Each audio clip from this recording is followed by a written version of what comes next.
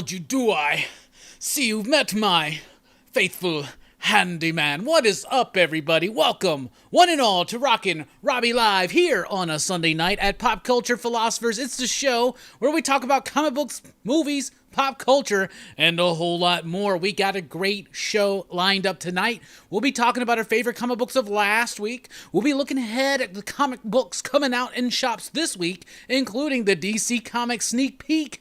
We'll be talking about the final episode of the first season of What If, when we pondered the question, what if we talked about what if? And of course, we'll be doing our Linnea Quigley Horror Fest movie review, top 5 1995 movie show and tell, all that and more. How's everybody doing? Super excited to be here on Sunday night, Rockin Robbie Live. Got a lot of cool people in the chat. Let's see what's up real quick. We've got TM Nerdy. We got CMA Thunder. We got Daily Show. What's up? We got Officially Unofficial Geek. What's up, everybody? What's up, James? Yep. What's up, Taki? What's up, Comic Book Therapy? What's up, Aiko? Kirby? Adam? JT? Hope I'm not missing people. I might be. Anyway, welcome one and welcome all. What's up, John? What's up, D-Mitz? What's up, Maria? What's up, Whole Shoe? What's up, Tim? Heck yeah. What's up, Mark? Station. How is everybody doing? Oh, and D-Metz. Thank you so much for the super chat. Just wanted to sincerely thank you for the content. Appreciate it. Well, D-Metz, I really appreciate you. Thank you so much. So how is everybody doing? Welcome to Rockin Robbie Live. I do want to say you can follow Pop Culture Philosophers on Facebook and on Instagram. And if you're on Facebook, you might as well join the PCP Army, the official Pop Culture Philosophers Facebook group. You can follow me on Twitter at the Rockin Robbie, and check us out at popculturephilosophers.com for podcasts, blogs, and a whole lot more. If you want to support the channel, you do so right now by just watching, participating, liking, sharing, subscribing, all that jazz. But you can also support it with a super chat like D-Metz just did, or over at patreon.com/PCP. We appreciate the support. We appreciate everything, and D-Metz is kicking it off, and kicking it off strong. Where's the button? I couldn't see it.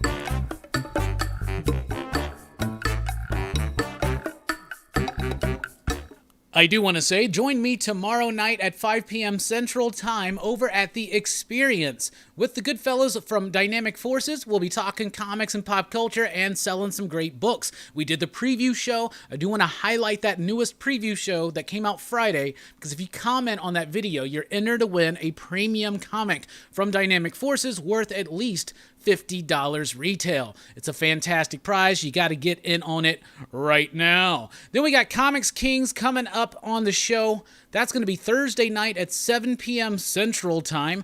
Horror Fest rolls on through Friday night at 9 p.m. Central Time. We're going to be talking about The Evil Dead on the exact date of its 40th anniversary premiere. Very excited for that. And then over at Dylan's Horror Show on Saturday night, we're doing Evil Dead 2. I mean, you got to, right? Me and Jim Ment have come up with a new format for our top 10 video that dropped this morning. You should definitely check it out. We now do a collective top 10. We really do appreciate everything, y'all. We now pause for station identification.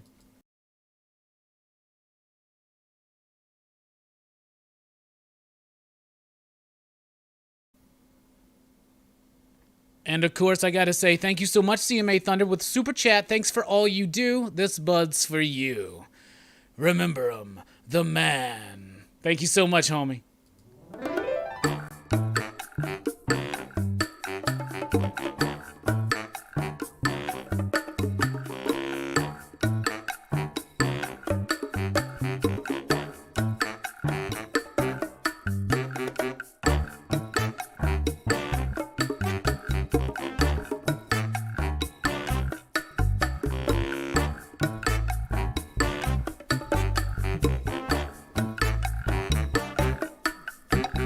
The me tell you about this little man I know.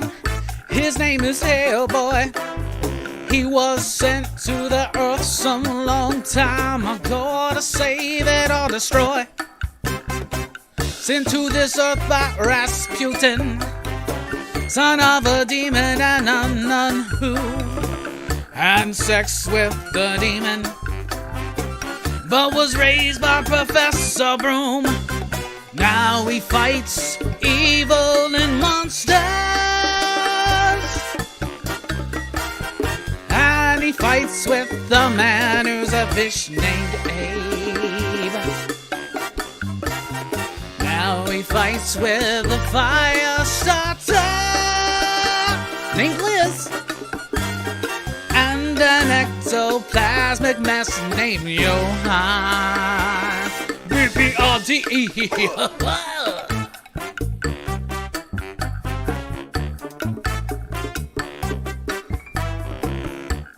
Thank you all so much. We really do appreciate it. Kicking it off with a bang here at Rockin Robbie before we even get to the first six. And I see you, two fat guys pull list.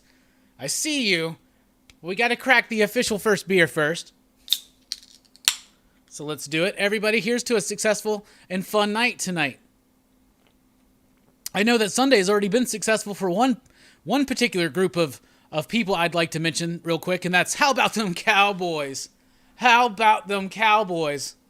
Woo, I know it's the Giants, and it's early. But man, after the last few years, after last year in particular, let me have my celebration. Speaking of celebration, thank you two fat guys. Station, have a great show, Robbie. Let's all have a great show.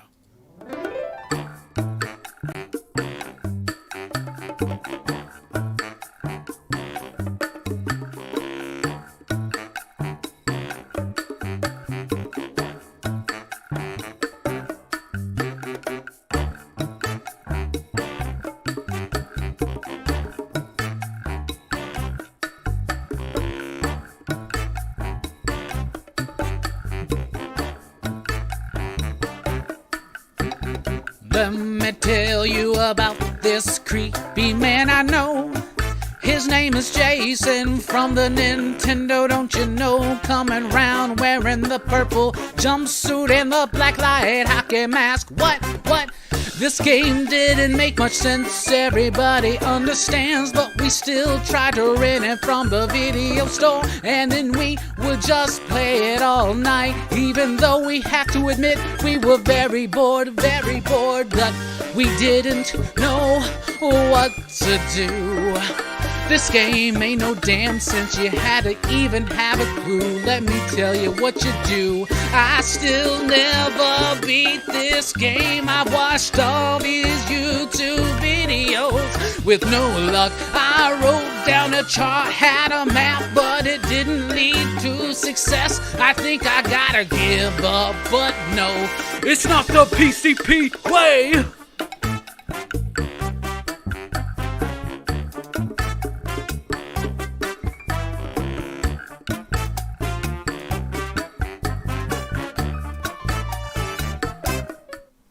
Off the dome, believe it or not. I'm pretty proud with that. What's up, Bob? We got Bob from Everything Comics in the house. Trayvon Diggs, bro, he's looking good. Something special, bro. Like, this guy's an interception machine. Like, before that one interception today, I was like, I could see it coming. I could see it. And beautiful. Thank you all for the support tonight. It's been gloriously fun. Really happy with that Jason bit right there, honestly. Trade Paper Dad says, wow, I beat Friday the 13th on NES. I used the pick for it. Wow. I mean, I literally have studied this, and apparently you need to get the torch, and there are certain things you do to get the torch. If I actually dedicated time to it, I think I could do it. But I did at one point draw out a map. I made all these charts and shit, and me and Brooks tried to tackle it, and it was not working. Yeah, 6 picks in 5 games, bro. That's insane. Trayvon Diggs, everybody. One more time. How about him? Holy crap, what a, whoo. Auburn lost, though, so that sucked. Okay, so Auburn lost, but we lost to Georgia, and we did score a touchdown on Georgia, so I'm pretty proud of that. And then, dude, last night was a quiet night in Alabama. but it was loud in Texas. I'm just gonna say that, okay? What now? What now? What now, Pam? Anyway, and of course, Yankees didn't make it. We lost that game. I was so excited. I was buzzed as hell. Like, I was just happy with excitement, buzzed off excitement from the 5th anniversary of the weekly comic book review. By the way, we'll be announcing the winner of that tonight. I totally forgot that I had to do that. So we're going to do that tonight. So that's going to happen. Yeah, that's going to happen. That was crushing, because then I go and watch the game. We're already down 2-0, and it just didn't look good at all. Good thing these Cowboy fans are so humble. I'm a humble Cowboy fan. I know how long it's been. I know how early it is in the season, and I know the teams that we've played. So I feel good about us this year, but I don't think we're by far the best team out there right now. Obviously, there's some better teams, but I feel there's something really special about this group, and it's been a long time since me as a Cowboy fan has been able to appreciate that. So as long as I can do it, I'll say, how about them Cowboys? But, it's still early. It's a long season, longer than usual, actually, this year. So, Mike says, my NFL team sucks, but my Iowa Hawkeyes are having a great season. What about them Kentucky Wildcats? That's crazy. That's a crazy thing. By the way, this show is fueled, if you will, by your questions, comments, and thoughts, and everybody gets that now, so let's do it. Robbie, do you have a top 3 or a least favorite Western film?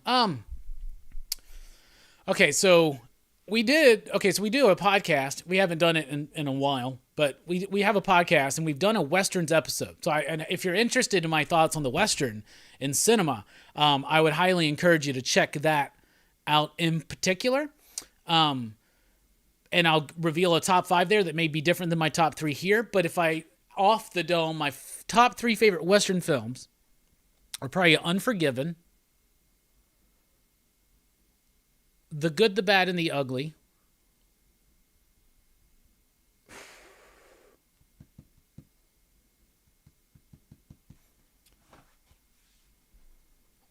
Doing top 3. Okay. Good, the Bad, and the Ugly, like for and Unforgiven, like number 1. Then I'd probably go with something like, I don't know, Magnificent Seven or Once Upon a Time in the West. For least favorite, I don't know. I don't know if I can pick out my least favorite Western. Yep, Dominic, Saga returns January 2022, so now the countdown to get caught up to Saga starts. Because I haven't read an issue of Saga since around the 20s. Trade Paper Dad likes Tombstone. Bob says, one game at a time. Great one today. Now I'm looking forward to the next game. Anything else doesn't matter. Let's just win one next game. Let's win this next one game. Yes. Got the Patriots next. Very excited. Check that out. The Wild Bunch, Once Upon a Time in the West, says Ronald. Hell yeah. The Outlaw Josie Wills, Evil Face Bad. Joe Kidd. Never seen that one. Blazing Saddles. Valdez is coming. Yeah, CMA with Unforgiven. Unforgiven's probably one of my favorites. Good, Bad, and the Ugly, Tombstone, Young Guns.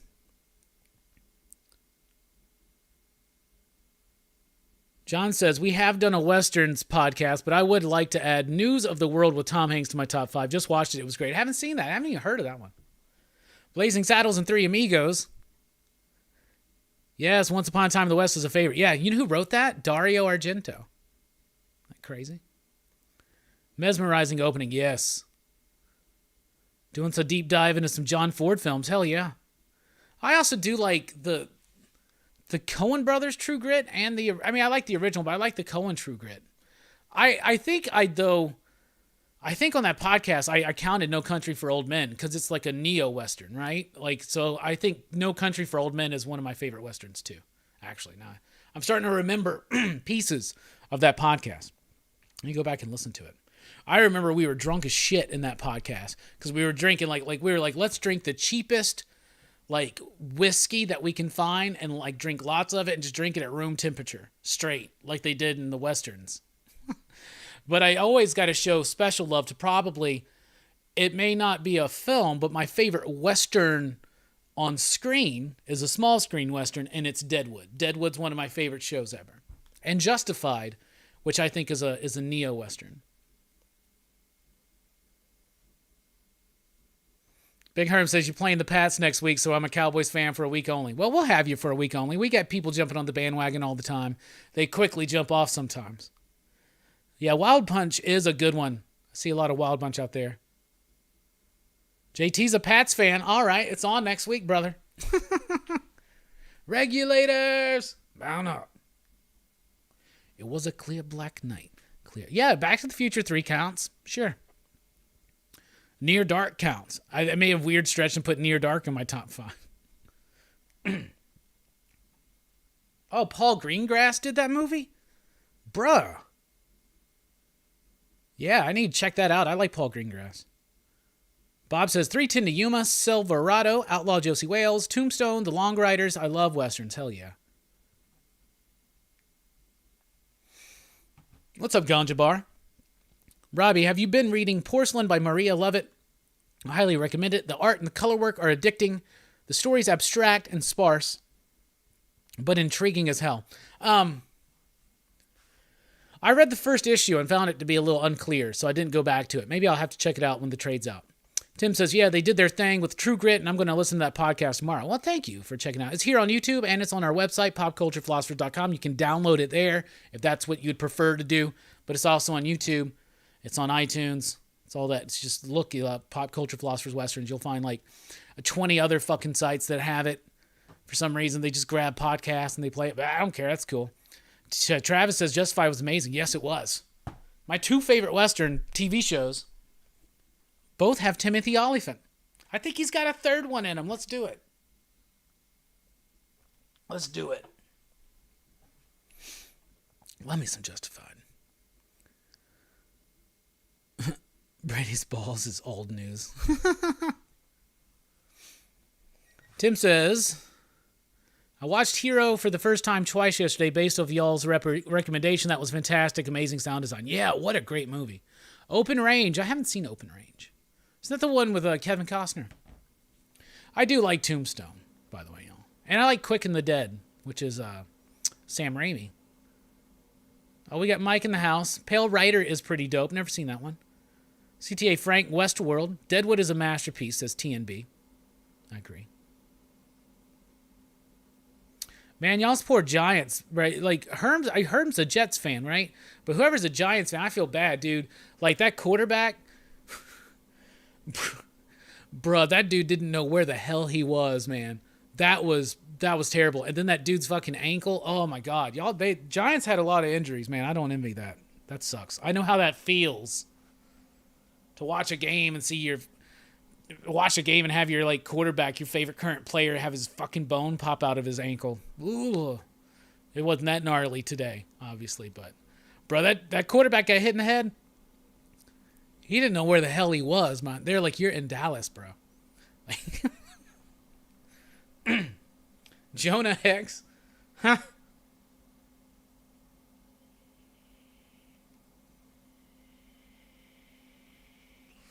Taki says, don't feel bad for the Giants. They won 2 Super Bowls unexpectedly.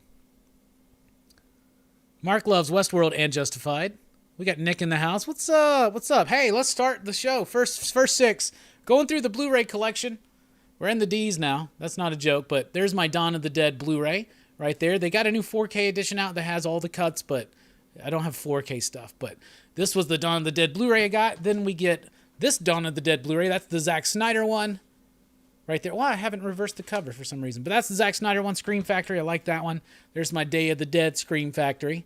This is one of my favorite movies ever. One of my favorite horror movie soundtracks. This is my favorite zombie film. My favorite Romero film.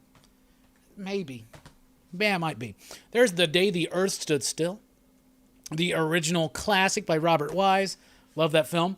The Dead Zone from Scream Factory with Slip. This one came out this year. Really cool. And then I got a Wes Craven film here. Deadly Blessing. So there you go. Deadly Blessing. And that's the first 6 from my Blu-ray collection. Is 4K better than Blu-ray? What if you have a 4K Blu-ray? Wouldn't that be superior? 4K is a Blu-ray, right? It's 4K Blu-ray or something. I don't know. I mean, I believe that it's better. I just don't have the TV and I don't have the player. So I'm not going to worry about that too much. Hey, what's up, Brother Joe?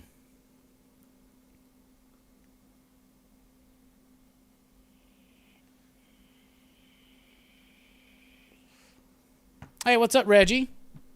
What's up, Big Reg? 1, 2, 3, 3. Empire. Got a lot of people in here. Yeah, but like, I guess, I mean, it's better, but you got to have the TV, and then they're more expensive, and it's just the new thing. It's the next thing, obviously. All of a sudden, damn, when you like put in a disc, like, you'll have real people just pop up in the house. It's how realistic it will get.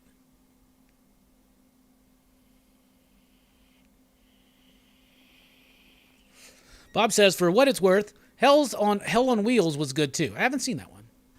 Oh man, Lonesome Dove. How could I forget Lonesome Dove? I got that shit on Blu-ray. I love Lonesome Dove. Robert Duvall, Tommy Lee Jones, Danny Glover. Come on. Come on.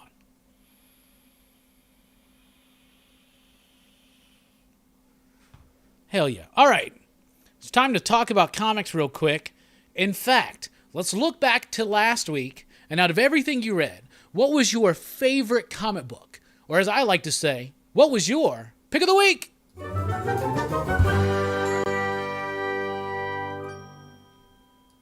My pick of the week was Arkham City, The Order of the World #1. I thought this was a pretty decent and solid week. Had some good stuff.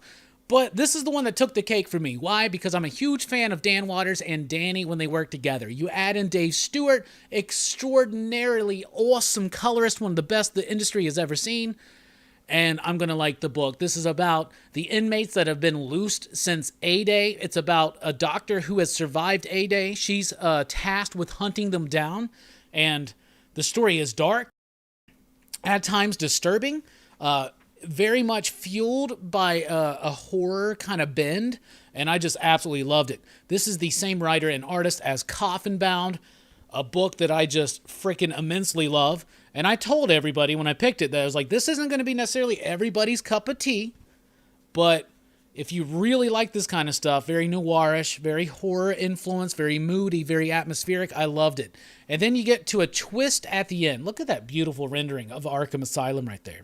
Striking, bold. I love Danny's artwork. She's doing a fantastic job here. I love when they work with Dan Watters. Dan Watters does a great Professor Pig. It gets gnarly. It gets into it. It's creepy. The 10-eyed man. Oh my goodness. This kind of brings the best of the Vertigo era into with Batman. Something similar in execution or something towards like the original Arkham Asylum graphic novel by Dave McKean and Grant Morrison, but it's not like that at all. It is its own thing, and it has a twist at the end that I really like. So I want to know right now, what did you think of this book, and what was your pick of the week?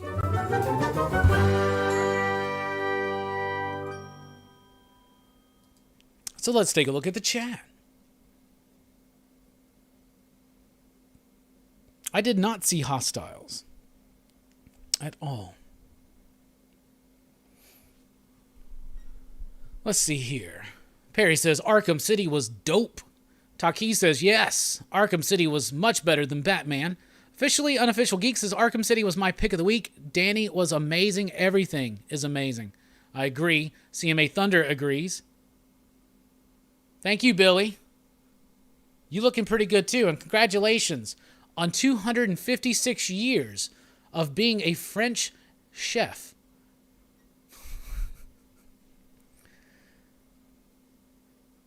Arkham City lettering crushed it for me, says Epidoxa. Who was the letterer? The lettering is good. It feels like it could be Bidikar, but it's probably not. It's Bidikar. Aditya Bidikar. There you go. That's fantastic. The best of all four of those worlds. Writing, art, lettering, coloring. Holy cow. Holy cow.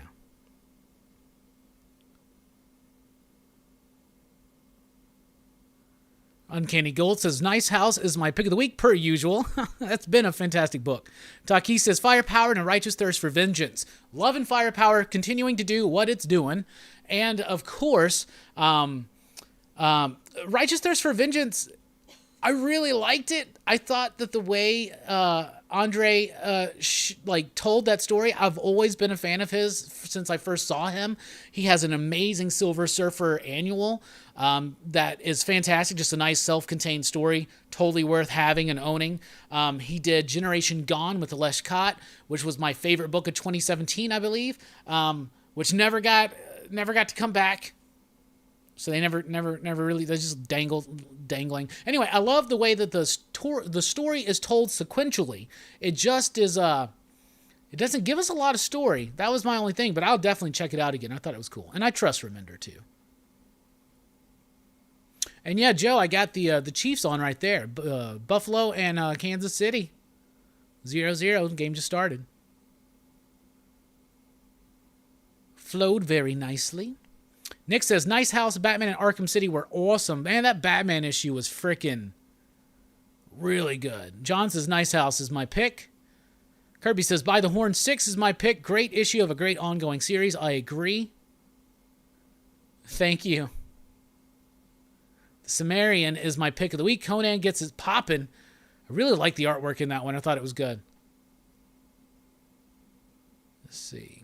JC says, I picked up my book today, including Deadbeats Volume 1 and 2 in the mail. Haven't got my Deadbeats Volume 2 yet, but I got the signed book plate, so I think they're passing that around. Twitch says, The Me You Love in the Dark is the best I have read so far.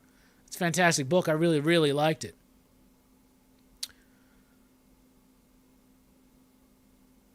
Put the Red Sox on. Nah, I'm done watching baseball. We'll see what happens. I think it's going to be Rays Dodgers, but we'll see. Never know. Sure, Billy. Taki says, Firepower. All right, that's the pick of the week conversation, everybody. Yeah.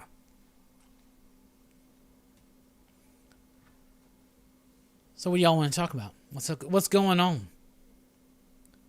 You mean Rounders? Talk about the poker movie? Daily Show says, my pick was Nice House and Lakes. Close second is Spider-Man. Hell yeah, okay.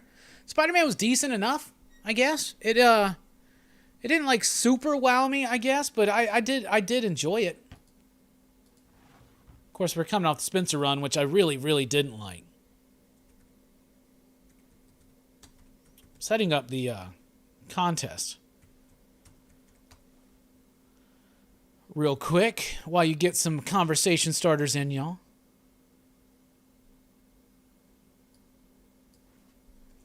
Da da da da da, do do da lay, saba la da do, shaba la da day, ona me, ona me.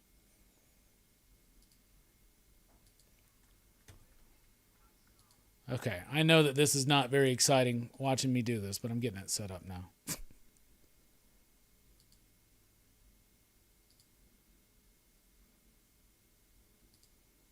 All right. That's in the works right now. So what's up, everybody? How are you doing? We're going to be announcing the winner of that contest here in just a second. I am a huge Conan fan, but the early Sumerian books were not that great. Frost Giant's Daughter, way too many liberties. Okay. Baseball in the UK is called Rounders. Okay. Nah, baseball's just called baseball, Mark. Y'all have a weird way of saying things sometimes.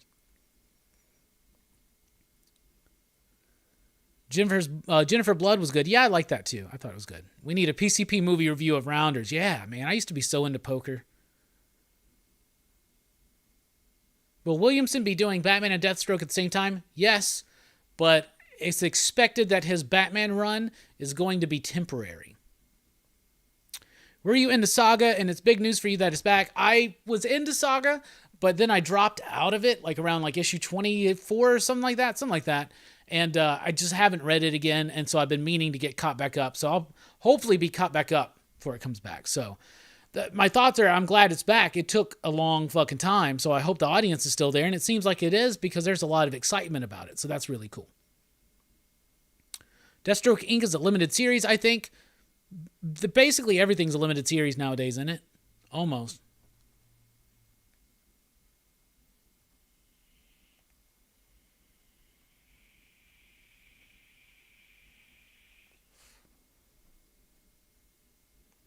Yeah, Jennifer Blood was good. I liked it. I thought it was good. I really like Red Sonja #2 as well. Can't wait to hear what you think of Dark Knights of Steel. Looking forward to reading that myself.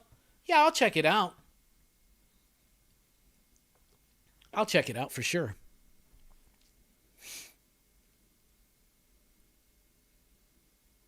Any news on an actual ongoing JSA series from DC? No news.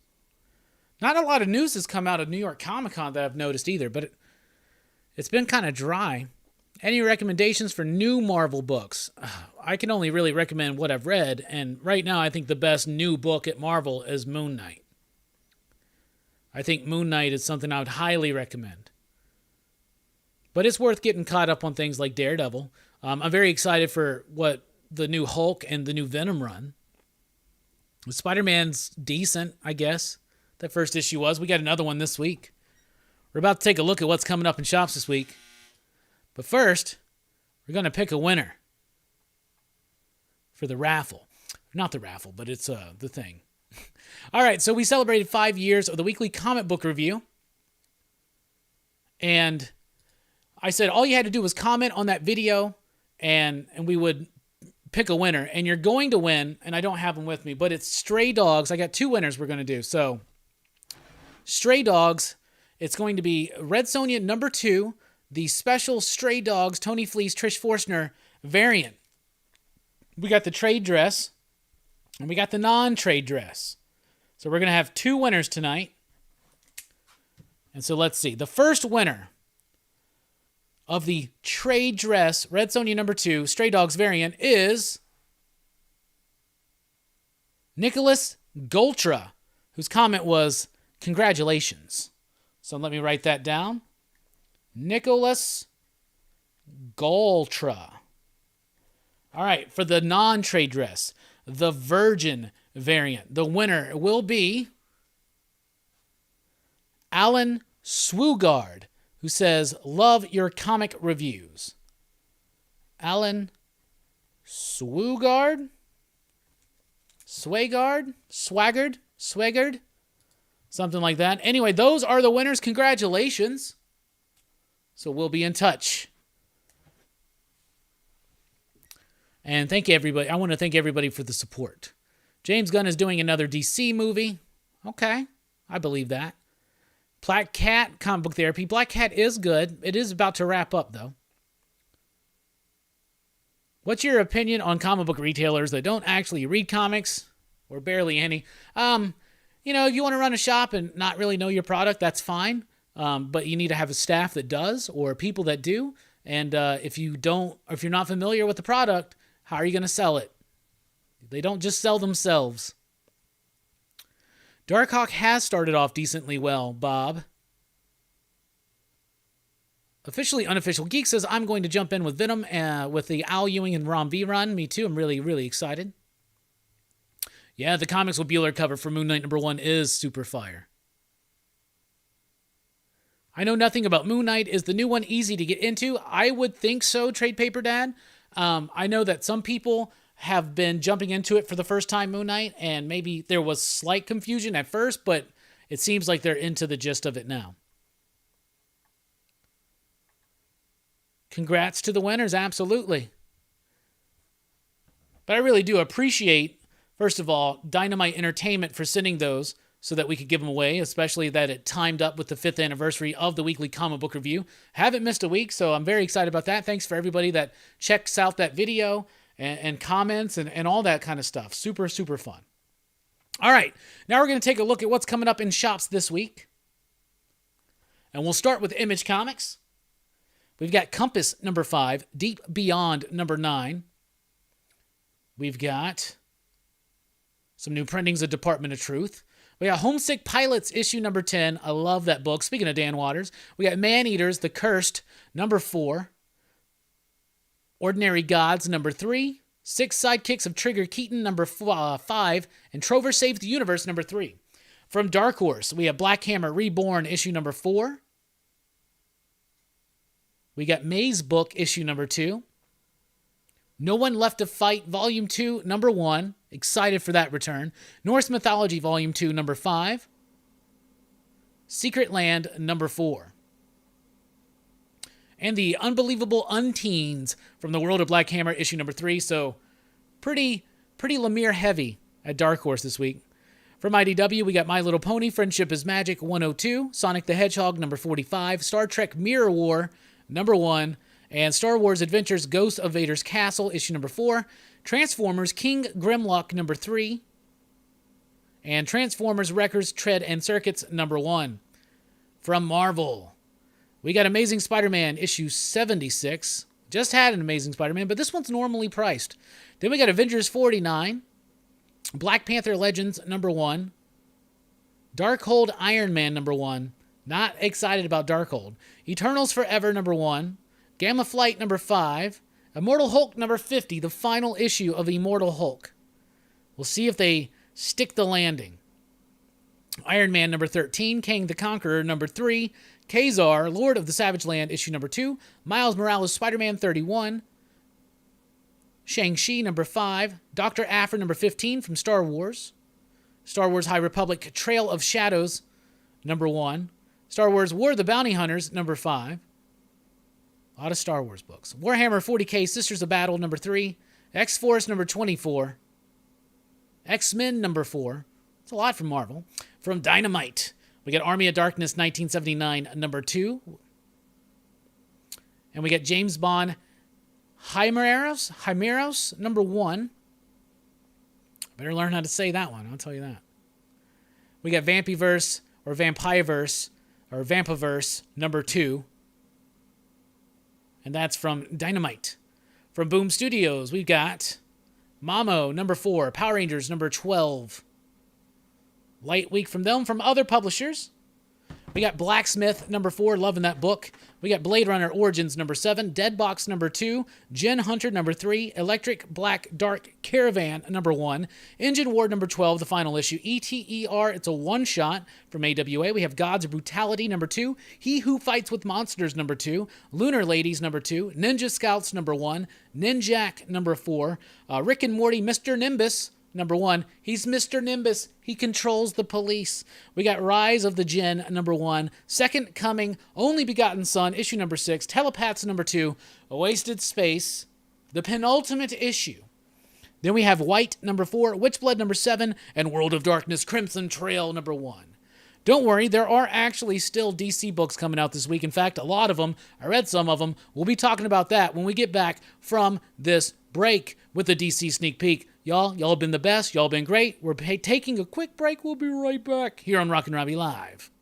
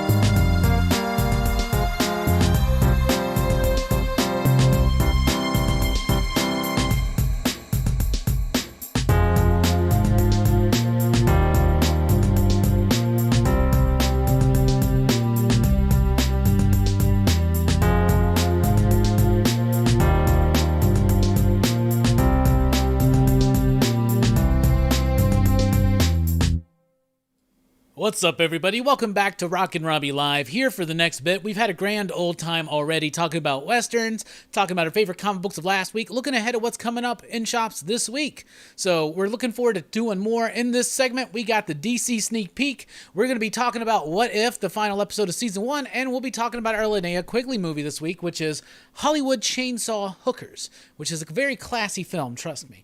But no, we're going to be doing a great time. By the way, you should check us out over at Facebook and on Instagram. If you're on Facebook, join us at the PCP Army, the official Pop Culture Philosophers Facebook group. You can follow me on Twitter at the Rockin Robbie. You can support the channel with Super Chat or over at patreon.com/PCP, but just being here and being involved in the chat and liking and sharing, subscribing, all that is support enough. Y'all are the best. And check out our website, popculturephilosophers.com, for podcasts, blogs, and a whole lot more.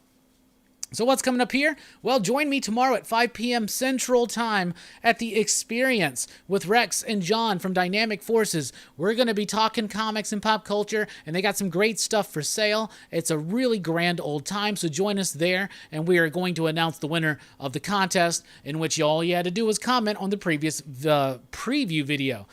Thursday night, 7 p.m. Central Time, we got Brandon from Comics Kings here on the channel for a conversation. Horror Fest, 9 p.m. Central Time, Friday night for The Evil Dead, and then The Evil Dead 2 the following night over at Dylan's Horror Show. And check out our top 10 over at Gem and Collectibles. We got a new format this week. We'd love for you to check it out and let us know what you think about it. Station, everybody, how's you doing? Let's take a look at the chat here.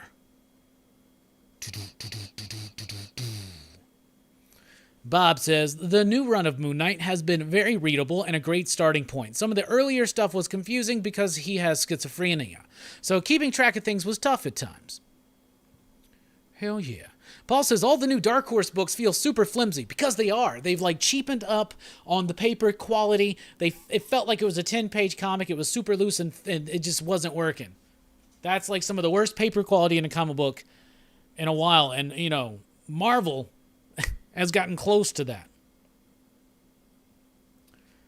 Officially Unofficial Geek says, I loved the first issue of Army of Darkness 1979. I really enjoyed it too. It's silly. It's like Army of Dark. It's like Ash pops up into the Warriors is basically what it is. It's pretty fun. Yeah, lots of complaints about Dark Horse's paper quality for sure.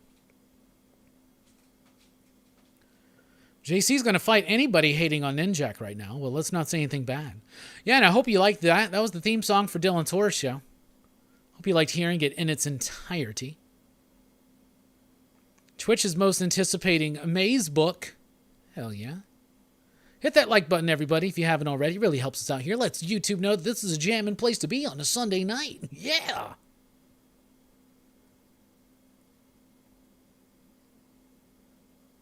Where's Fable when you need him? Isn't that Immortal Hulk finale this week? Yes, it is, Tim. Final issue. I'm excited to see what happens there. Oh, well, thank you, AfroX. I really do appreciate that.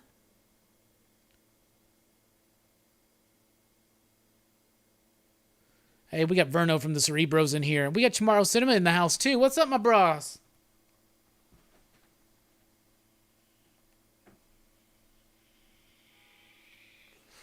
Trade Paper Dad says, I read Immortal Hulk and trade, still looking forward to the end in 6 months.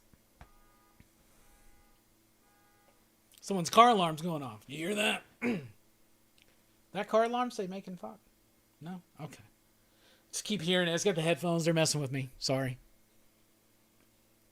See, we got 7-3 right now. Buffalo's up. How's Brojo feeling? How's Brojo feeling? How are you feeling?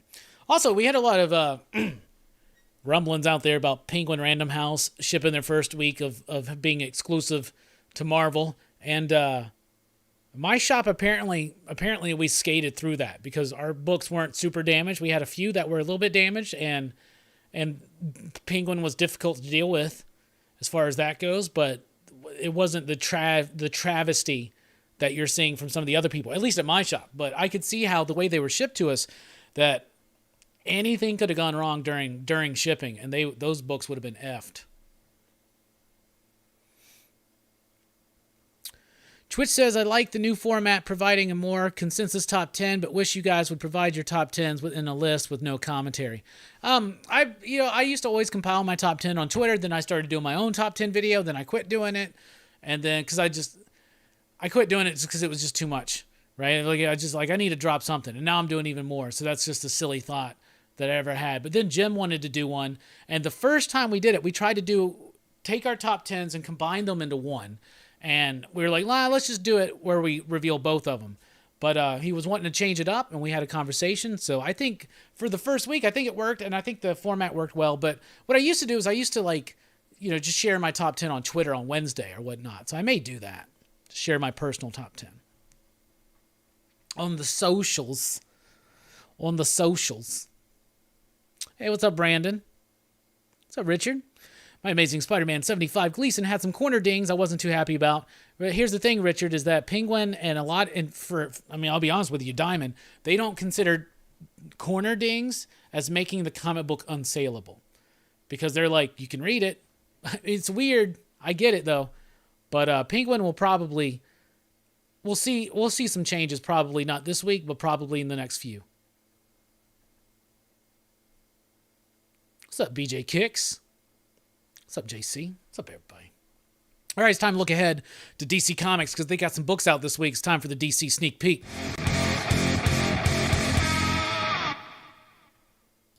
All right, first up, Batman Urban Legends. Issue number 8. The book that should have ended when the Zdarsky Red Hood Batman story ended. Like, it was a perfect time to end it, and then they just keep it going. They keep it going, and it doesn't have an anchor right now. Like in those first few issues, it had that anchor, that Chip Zdarsky story, which I thought was actually relatively good. So I was going to drop this book. But then I took a look inside, and I was like, okay, so there's a Batwoman story by Alyssa Wong. There's an Azrael story by Dan Waters. There's a Professor Pig story by Christian Ward. And then there's an Outsider story by Brandon Thomas. So I read this for Dan, and I read this for Christian. The Batwoman story by Alyssa Wong, though, was actually really cool. And it's tied into what's going on right now with the Fear State stuff. And it worked. I actually liked it. Thought it was cool. We don't have a Batgirl story right now. I almost said Cassandra Nova. Cassandra Cain is involved in it. The Professor Pig story was just cool. I really like Christian Ward's artwork, and it was cool to see him write and draw that one. The Outsider story, I didn't really like. And it's kind of like a future state story that goes back to Fear State. It ties it all to... I don't know. I didn't really like that one. But the Azrael story by Dan Waters, I really liked. Thought it was super solid. Does it make it worth picking up? No. But maybe you go to your shop and just read the Dan Waters bit. I don't know. The Batwoman stuff was cool too. Then we got this. Batman the Audio Adventure Special. It's a $10 comic book. It's 80 pages. And it is drivel. It is not good. So... there's a podcast, like an audio drama. It's on HBO Max. And I guess they're doing a comic book based on it. And this is a special with a bunch of short stories. And it was so dull and boring. And yet again, another $10 comic from DC. Don't be fooled. If you want us to overspend on a comic, buy this one. Because this one's got like 2/3 of this are really good. But I just was not into that one at all. Then we got Titans United, issue number 2. I did not like issue number 1. And I was like, you know what? I'll read issue number 2. No. Didn't even like it at all. Like, this book was a chore to get through. It was difficult for me to make it through this book. I did not like it. It doesn't make sense. Superboy is acting like a brat. I think it's more connected. They're trying to be like the superhero, like the comic book versions of the Titans. From some point, but it's like the team from the show, and it's trying to have that edge, but it's trying to maintain the balance, and it does not work. Does not work for me. Challenge of the Super Friends, issue number 7. I'm actually glad this book is over. I really enjoyed it at first, but it feels like this one just went a little bit too long. And because of the time travel bit, it just didn't quite cleanly pull it off for me. It hasn't a satisfying enough ending, but some of the execution felt like it just wasn't exciting enough towards... It was really, I guess, towards, if you want to consider it all as one story, probably towards the end of Act 2 leading into 3. It just kind of got a little dull, and it started kind of getting a little bit muddy. and not as clear of a direction as it had at first. That being said, a satisfying enough conclusion, but definitely the weakest of all the Super Son series so far. Batman 89. I'm done. I can't even make it through 3 more issues of this book. We are promised in this book to give us a continuation of the Tim Burton Batman universe.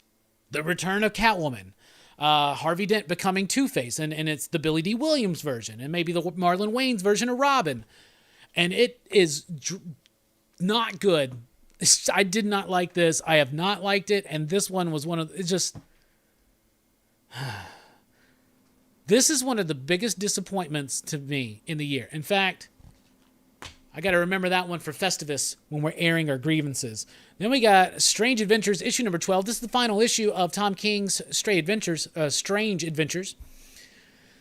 So this is a book I was really, really digging. And you got Doc Shaner and you got Mitch Gerrits doing these 2 different art styles, but it still feels cohesive. Artistically, this book is brilliant.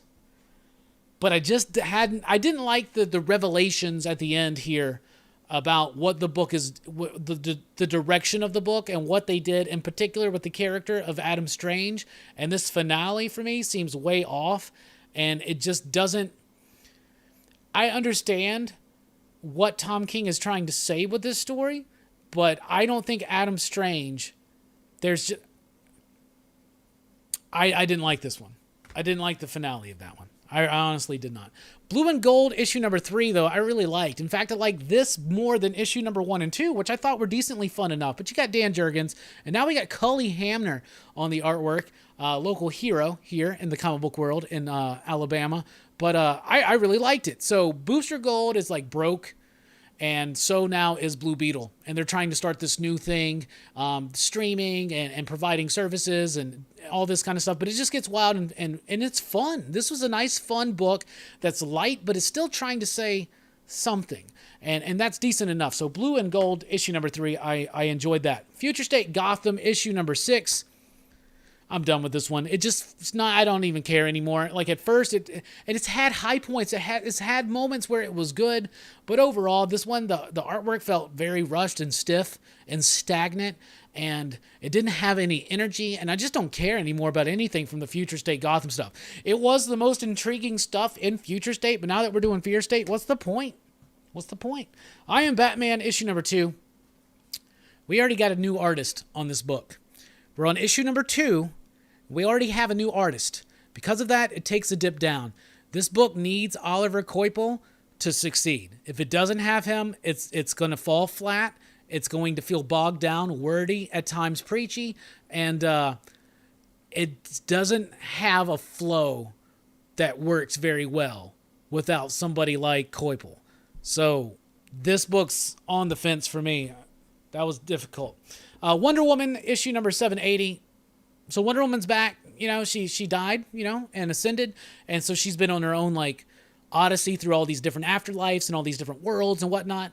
And now she's back, and they just make so light of it. Like, this is such a silly issue. Like, she comes back, and, like, Superman's like, is that Diana? Oh, there you are. How are you doing? Like, it doesn't have the weight of like, holy crap, she's back. Because we've known she's back as the audience. And it almost feels like the Justice League and the Amazons and Hippolyta and everybody else, it just feels like they've known it too. So this book was rather cheesy. I didn't really like it. And we'll see where we go now. Now that Wonder Woman has been a book that in the first 6 issues or so, it was really strong.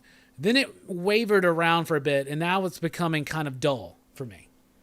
Justice League Last Ride, issue number 6 is not dull. This is the penultimate issue. There's one more. It's going to be a 7-issue series now.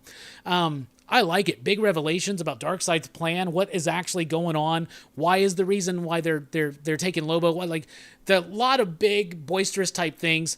I really like this book because Chip Zdarsky does some really interesting things with the characters at times where he slows it down, holds it back, and like lets some emotional beats come out in the story. And then you have moments where it just gets super loud and explosive. And I think this is going to read really good in a collected form. And I was really, really pleased with issue number 6.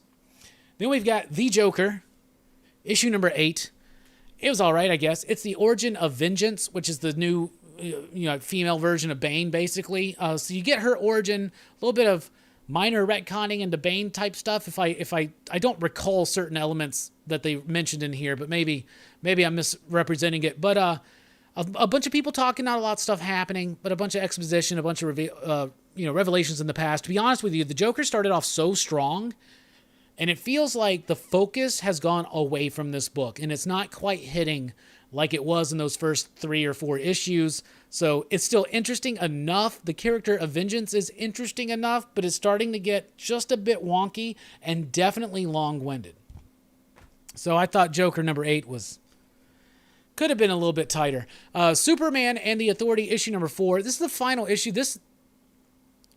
I really like it. I really think that Grant Morrison's done a fantastic job with this book.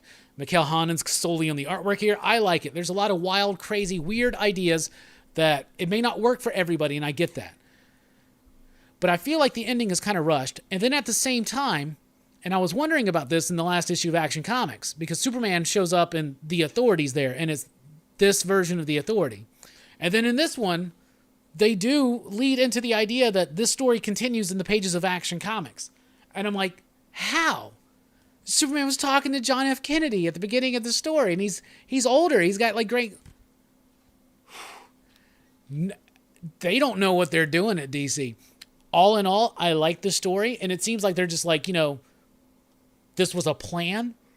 Grant didn't really get to finish it, and so it just kind of ended like this, and maybe it was supposed to be set up for something else, and they're like, well, it doesn't fit that plan anymore, so let's just hope that nobody thinks that this Superman was this was an Elseworlds tale that all of a sudden is like continuity. What? Literally, is anybody at DC talking to anybody else? Like an editorial? Like, I don't know, like they're stretched thin. Maybe not. But like, this is an Elseworlds book that totally read like an Elseworlds book and was established as being a different alternative version of things. Because originally that was supposed to be written for 5G. That's the thing. And it was set up for... But it's like, you just... Wow. And then here's a big surprise for me. Here was my favorite DC book that I read this week. Batman the Imposter, issue number 1. It's another DC Black Label book. It's another Batman book. And I liked it. First of all, Mattson Tomlin is the writer. He's a screenwriter. He's a screenwriter of the upcoming Batman movie. Okay? So there's that.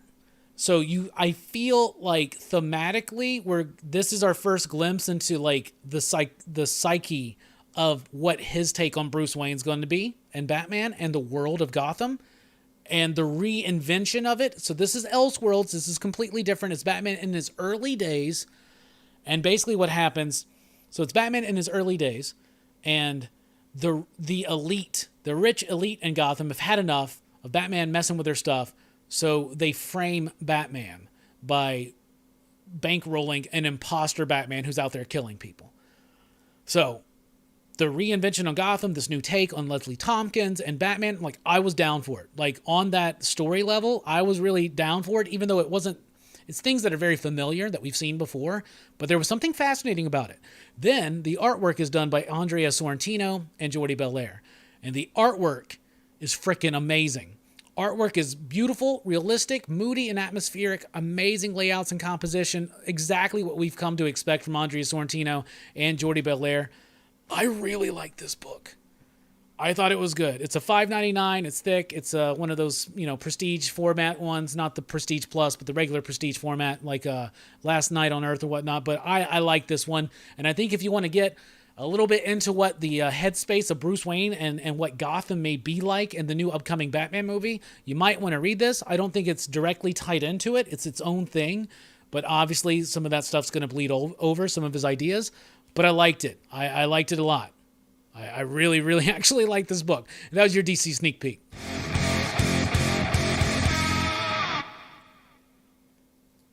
And I liked Superman and the Authority. It was just that, like, it was so obviously not in continuity, not in the continuity they were running with. And then at the end, it's like, nope, this story continues in Action Comics. I'm like, no, what? Oh, so weird. So weird. All right, now I'm going to back up and see what people have been saying. Officially Unofficial Geek says, with that Batman audio, I would think you could just watch the HBO Max thing. I think what they did is they just took the scripts and had somebody like lay them out, you know? JC says, oh man, really wanted Batman 89 to be good. If maybe you like it, but me and some of my other homies, like, we're not liking Batman 89. Dominic says, Tom King has good concept ideas, but meanders and can't stick a landing. I think I'm done reading anything Tom King. The I Am Batman is Tim Fox, right? Yeah, Jace, Tim Fox, yeah. Mike says, King is 50-50 hit or miss for me, but I am looking forward to the Human Target book he is doing, Greg Smallwood. Yeah, they give him some of the best artists out there. I trade weight all of Tom King, but will buy singles of Human Target just because the JLI is returning. Tim says, looking forward to Batman the Imposter, screenwriter for the next Batman film, and Sorrentino on the art. Sounds like an easy sell on me. That was really good. I was very surprised. I was like obnoxious about it. Like I was just like, bro, I don't even want to read this. And then I was like, yeah, it is Andrea Sorrentino. There's just so many more Batman books coming out, man. But that was good. I feel the same way involved in Superman the Authority and Action Comics. Yeah, I don't get it. You don't have to worry about not getting the Authority. It's fine. Read it second time, though. That usually smooths out some Grant stuff. But the thing is, let me lay it down. Superman and the Authority was Grant Morrison supposed to be setting up the new iteration of Superman post 5G. Right? So in the original plans at the end of Death Metal by Dan DiDio was that they were going to go into 5G. And they were going to, he had that big long timeline. And Superman, the idea was that Superman had been around since the 30s. Okay? And so like it all happened in real time. And like the characters were older and like that, like you can read a lot about this kind of stuff online now. But like this was supposed to be Grant setting up what Superman was. Like it all leads into him going to free war world, which Philip Kennedy Johnson's been doing. So it's like, and allegedly, like, this was written and worked on back in the day. So I think they just had this and they were like, let's put it out. And since they're still using that idea, let's tie it in. But they didn't bother to just make a few changes, take out the JFK scene, right? Have it be a different president, you know, like whatever, right? Like a fictional president even, you know, but like they could have made it actually fit into continuity, but they didn't. It's its own thing, but it's set into what's going on and is building up into something that's already being built up into in a different way. What the fuck? Whatever. DC was really tight and interesting coming out of Future State. Now I'm really struggling to care about anything, says Twitch.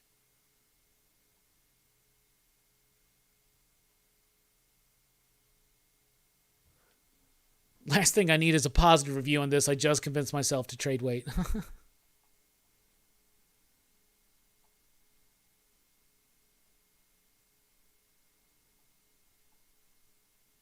Yeah, I like the Supergirl King book right now. We'll see what happens. I liked Strange Adventures until the end. I just didn't like the reveal at the end that they've done. I just didn't like it. Brandon says, I don't have any personal connection to Adam Strange, so I have actually loved the revelations in Strange Adventures.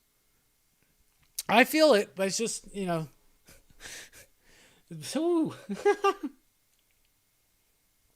I get what he's trying to say, though. Any What If finale talk tonight? Yeah, that's actually the next segment. Yeah, I didn't like his Batman either. There are moments of his Batman I liked. His Supergirl has been solid so far. It's true grit in space with Supergirl, right? That's what's going on with it. What would even be the best Batgirl run? Well, I'm not really... KR, I'm not really qualified to say that because I haven't really read a lot. Like, I read the Jeff Loeb stuff. I've read Sterling Gates' stuff. I've read, of course, the Peter David stuff. But I've never read any classic Supergirl stuff. So for me, it's the Peter David stuff, but I've never read any of the old school stuff. I know that like Paul Kupperberg was on it or something. There's a reason why people like that character from the Bronze Age. So I would say Peter David, but I'm very unfamiliar with the history of all of her runs. But since I've been reading it, which is the 90s and on, that's the one I think is the best. I do think her New 52 run started solid, and then it kind of ended pretty quickly. I kind of like the Supergirl movie. It's not good, but I liked it when I was a kid. I don't know. And it features Ask Joe Corallo. I figured, like, Joe, if you happen to be listening, he's probably not because it's been New York Comic Con this weekend. But Joe, if you're watching this on the replay, or somebody remind me one day to ask Joe what are the best Supergirl runs, because I bet he knows. 100%. Speaking of Jeff Loeb, I'm finally reading Long Halloween. Hell yeah, Long Halloween's going to be what we're doing for Comics Revisited at the end of the month.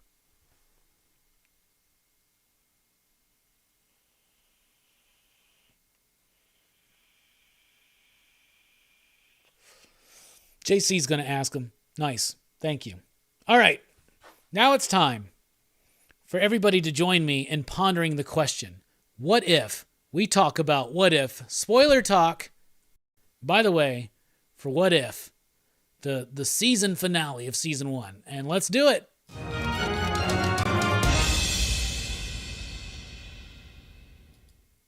I really liked this episode.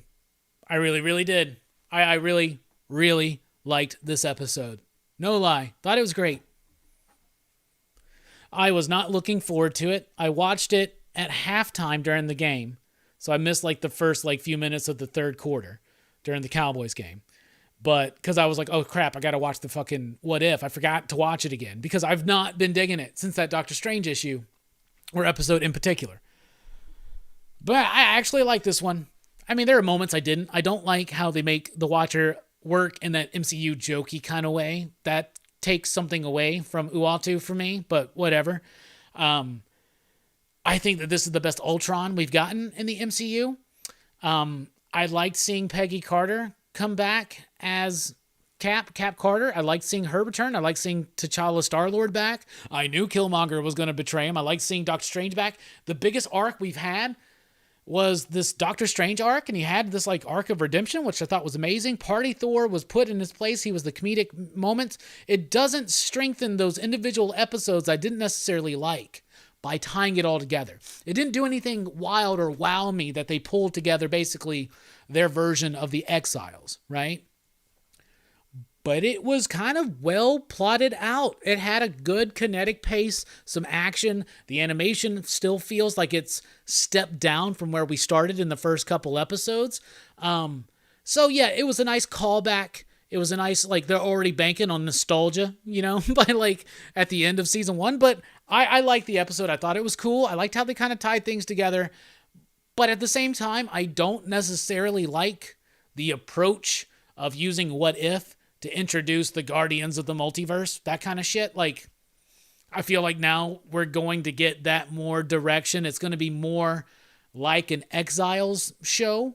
And if you want to do an Exiles show, do an Exiles show. But if you want to do a What If show, do a What If show. But let's be honest. Aside from a couple of episodes, in particular that Doctor Strange, most of these don't feel like classic What If type tales. It's more about expanding and building on the multiverse. And they're using What If instead of something like the Exiles, maybe because of name recognition or something like that. That being said, I thought it was actually a well-executed finale. I didn't necessarily like the whole overall direction of where the series went, but overall, I will give the final episode 4 ya digs because I did think that it was exciting enough. Those different characters actually came together and worked personality-wise differently. But like I said, it doesn't strengthen those individual episodes I didn't like. So it's not the strongest. It's definitely not the weakest. But I thought it was a pretty decent episode. I want to know, what did you think of What If overall in season 1? And what did you think about this one? Overall, I'm going to give What If a 3 ya digs as a series for season 1. 3, kind of average. Nothing super excited. It's got its peaks and it's got its lows. But it does kind of tie some nice things together. But it's trying to do something different than what I'm expecting out of What If, which is actually What If, and they're giving us the Exiles, basically, right? So, the Guardians of the Multiverse, I guess, is what they're calling it. But, and it relies so much on throwbacks and flashbacks and shit. But, so I'll give this episode a 4 ya digs. And I'll give the series overall, season 1, 3. What do you think? What do you think?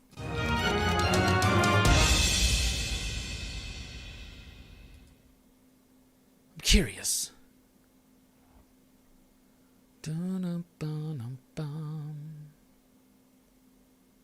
As per Joe, Paul Kupperberg had a solid run. JC, do you know Joe? Are you Joe? Joe Corallo? JC? Are you as... Oh, I think I know who you are. Maybe. Paul Kupperberg had a solid run. Hell yeah. That sounds like something Joe would say.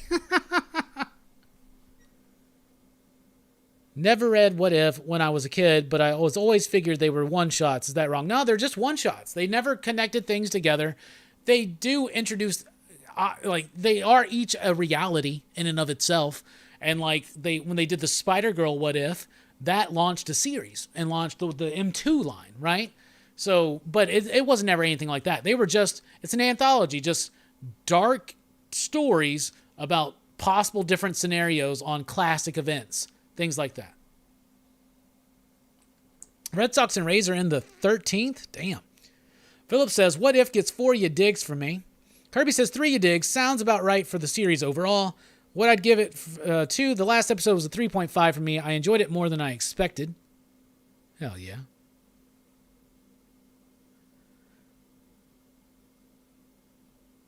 There's a comic special out on the 27th. Oh, for What If? Bob says, I agree, the season 3 ya digs. And the last episode, I'd give it a 4. Truthfully, the series overall will be judged on how well it ties in the greater MCU arc before the multiverse. Probably not too much, but who knows? You never know. I mean... They're going to pass up the idea to have Captain Carter show up for real, maybe. Eric says, What If has been fun, but it's overall been a letdown, not up to the standard we expect with the MCU. JC says, actually, I'm Paul Kupperberg. I love it. That's what I thought when I was like, I think I know who you are. It's Paul Kupperberg. It's either you or Bill Loebs. Trade Paper Dad says, I enjoyed the What If season, but I agree, it didn't feel like the comic version. The finale episode looked like an RPG. 3.5 ya digs. Why did What If not air the Gamera episode? Oh yeah, the Long Halloween special on the 27th. The Gamora episode, this is the thing. I thought, I really honestly was like, I must have forgotten an episode.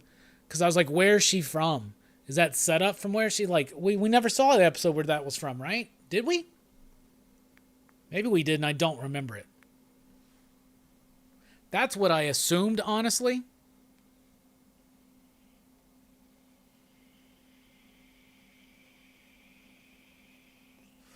Last time I was talking to Joe, it was in the back chat for Suspiria, and I was just like, what Legion do I need to read? Starting to get into these omnibuses, man. That is seriously the plan, that a few of these characters will show up in the larger MCU films. I think they'll be mostly, though, we'll see where they go, right? Like, if they are planning to go, the multiversal Secret Wars type thing, but maybe they're just cameos in, Doctor Strange or whatnot, but who knows? But yeah, I have heard that for sure. And that Haley Atwell is, down.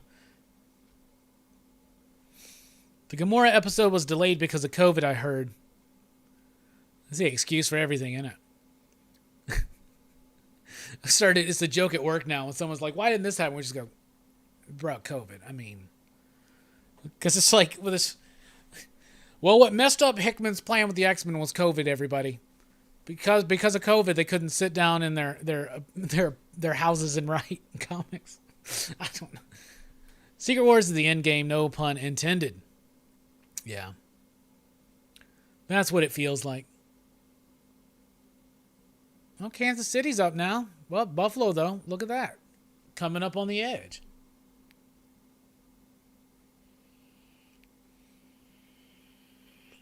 Coming up on the edge?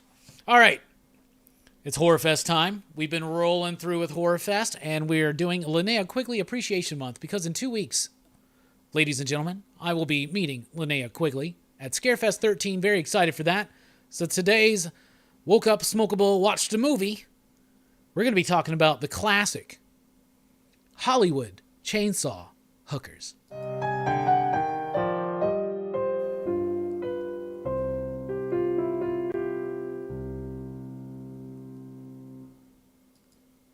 Hollywood Chainsaw Hookers is actually a rather fun movie. It came out in 1988, I believe. It's produced and directed by Fred Olin Ray. And of course, it stars Linnea Quigley, Jay Richardson, Michelle Bauer, Don Wildsmith, Esther Elise, but it's also got Gunnar Hansen, the original Leatherface from Texas Chainsaw Massacre. And let me tell you something. This movie is dumb, but it's one of the best dumb, bad movies I have ever seen. So it's about this collection of sex workers who go after men at this bar, and they bring them over and they solicit their services, and then they pull out a chainsaw and kill them. And like the first scene, and this was the first time I've seen this movie, but the first scene, I've heard about this movie and I've seen bits of it, but this is the first time I've really watched it all the way through. So at the first murder, she like starts putting like plastic around, like over certain things, and puts on like a head wrap or something. And it reminds me of like American Psycho.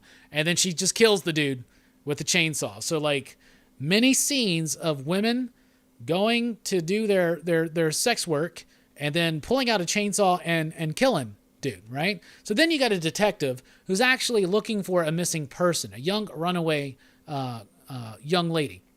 And he winds up kind of coming across this mystery of these dudes that have been hacked up and found like they were killed by chainsaws. And he winds up kind of falling into this whole thing, right? And there he meets the girl that he's after, and it's Linnea Quigley. And they have a really creepy love story that gets developed throughout this whole thing, but she helps him escape, kinda, but she's there for revenge, because what is actually going on is that Gunnar Hansen is running these women, and they're part of an ancient Egyptian chainsaw worshiping cult, right? Like, utterly ridiculous. They worship chainsaws. They got all this Egyptian type stuff. And so anyway, they wind up getting caught again. Linnea Quigley is supposed to do this chainsaw virginal dance of sacrifice, and she's going to be their sacrifice. And so she does the chainsaw dance at the end. And since she's there for revenge, and they don't really quite know that yet, she just turns that chainsaw around and just kills everybody. And does it after doing this weird chainsaw dance. She's got like snakes painted on her body. And it's just a really wild freaking movie that is rambunctiously fun. I would give this one overall 3.5 you digs. It is not a good movie. It knows that, though. It's set up in this like hard-boiled type style. It is cheesy.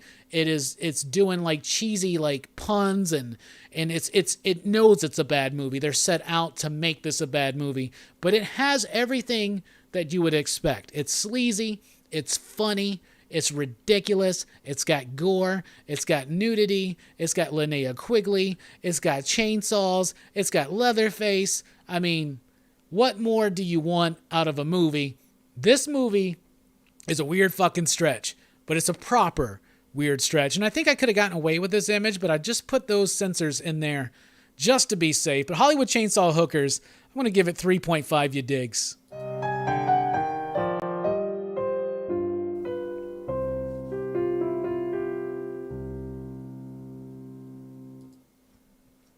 And there's my copy.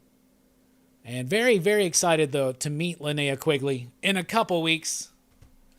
And so we got one more Linnea Quigley movie that we're talking about, and that will be next Sunday. And that movie's going to be Nightmare Sisters. So I want you to check it out. Yeah, Gunnar Hansen, freaking fantastic.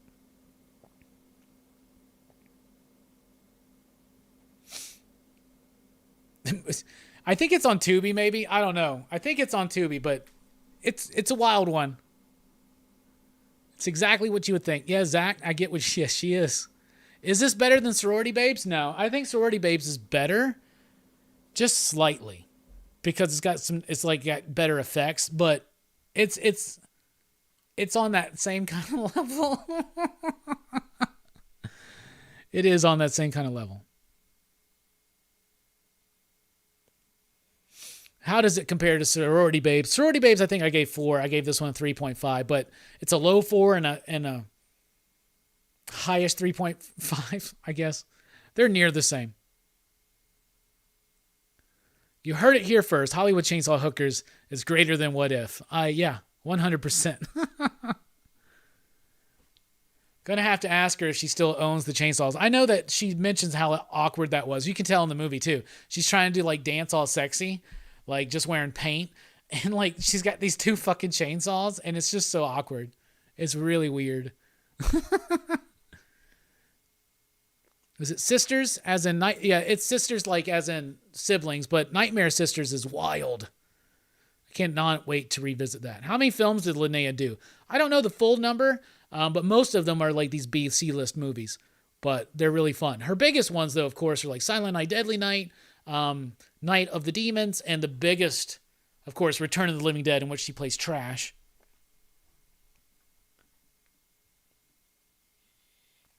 But she's, just look her up. I mean, she's done a lot. All right, we're about to take a quick break, but when we come back, top 5 1995 movies to start thinking about that. There's a little bit of show and tell, and we got some figures to open up and possible post-credit scenes. I don't know. We don't do those here. Anyway, y'all, we'll be right back.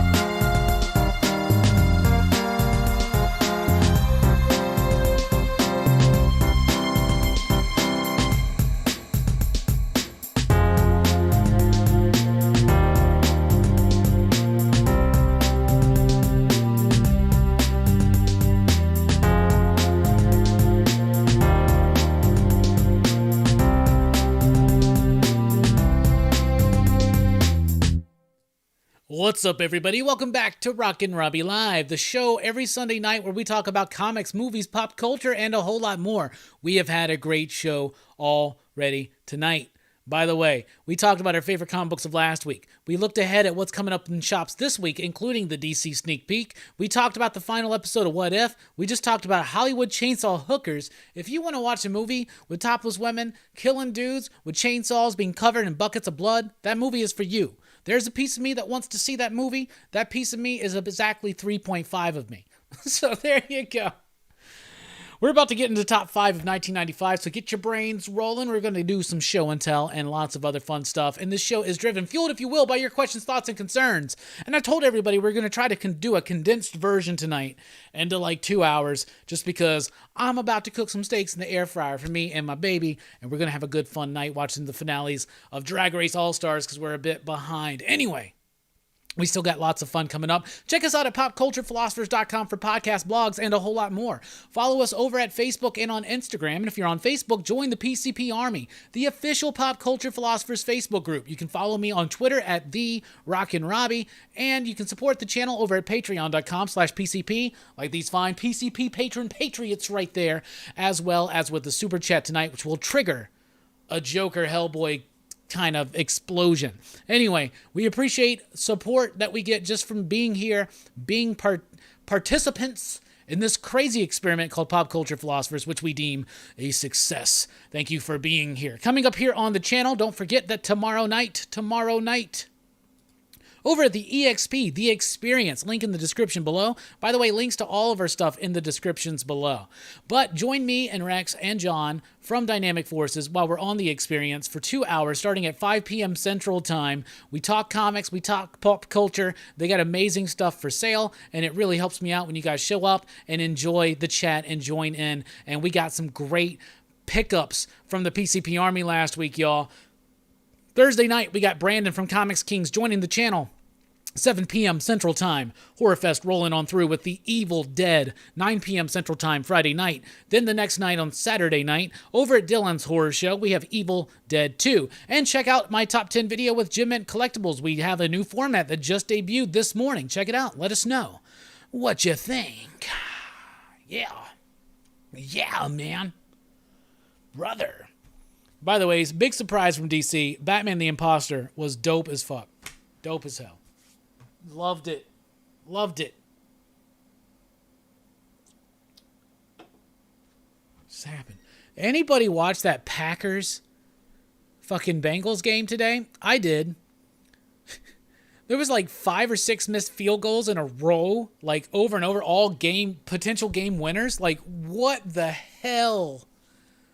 Did anybody watch that game? I had it on while I was reading my DC books, and I was just transfixed by that ending. I missed like the first few minutes of the Cowboys because I was just watching that. Jesus. DC Patrol says, new format was cool. Thank you very much. I appreciate that. How about them Chargers? Did they wind up winning? Did your team win? Did your team lose? Shout it out. Throw it out. Are the Rays and the Red Sox still playing? Don't they? The Astros, they're playing, right? They're playing the White Sox right now, aren't they? Potential sweep. I was really hoping the White Sox would carry the torch. Because I'm rooting for nobody. Maybe the Braves, but I don't think that's not going to happen. Linnea has done over 150 films. Yeah, I'm not going to get all of those. I'm hitting the key points that I know of, like the video store memories. We got people throwing out their top 5s right now. Seahawks not only lost, but we lost our star quarterback. Yeah, I heard about that on Thursday, yeah. 47-42, Jesus. Man, I watched, college-wise, I watched one of the fucking most entertaining games I've seen in college football in a while was Ole Miss and Arkansas. Bruh, that was a goddamn shootout. Big Falcon wins today over the Jets. Sorry, Big Herm says comic book therapy. Mason Crosby hit like 27 in a row before that game. Bruh, I was just like... like, I can't believe that. They're going to be talking about that over and over. That's half of the not top 5 for the week, right?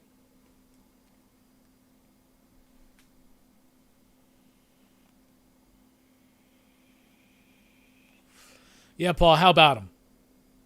How about them Cowboys? How about them? It's real this year, y'all. It's happening. We going to the Super Bowl? We winning it all? I don't think so. I hope so. But my team is playing really good, and we're going to make it to the playoffs, I think. I'm fairly confident. I have not had a super stressful watching game. That's not happened to me as a Cowboys fan in a while. Rays 4-6, Red Sox in 13. Okay, so the Red Sox are up is what you're saying. Rays 4, 6 Red Sox. Confused by the placement. Who's up? I guess the Red Sox.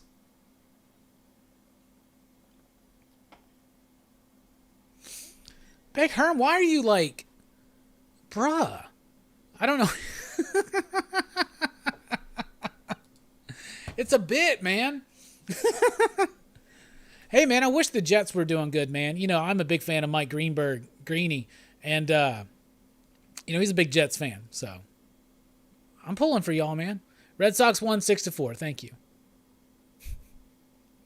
Philip says, enjoyed the top 10 format. And my Steelers won. Yeah, the J-Strick's a big Steelers fan, too. It'd be nice talking to Brandon this weekend, or this week, with both of our teams having won, so maybe it won't be so hostile. But join me for chatting with Brandon from Comics Kings. That's going to be Thursday night. Big Herm, it's been a while for me. You just got to let me enjoy Maestria. The Lakers are playing preseason tonight, but it's preseason. Who cares? You know what I'm saying? All right. Robbie's going to get to experience the inevitable McCarthy collapse in the playoffs. Here's the thing. If McCarthy will... all he's got to really do is pay attention to that fucking clock. That bothers me. Some of his decisions bothers me. I feel like we're going to lose a game because of Mike McCarthy, and I hope it's not in the playoffs. But I'm really happy with Dan Quinn and Kellen Moore. Really, really happy. But trust me, I'm a Cowboys fan, so I know what it's like. Y'all don't need to remind me, okay? Just happy that right now we're the big fish in the small pond of the NFC East. It's one thing I got. Yankees went out. Auburn's basically on a, with the first year with the new coach, and we're not going to win the SEC or anything like that, but we're doing good enough. Just let me have my Cowboys right now. How about them? I'd say everybody wishes they have a bit, We're America's team. Anyway. So. It's time to talk about our favorite movies from 1995. It's time for our top 5. Here we go.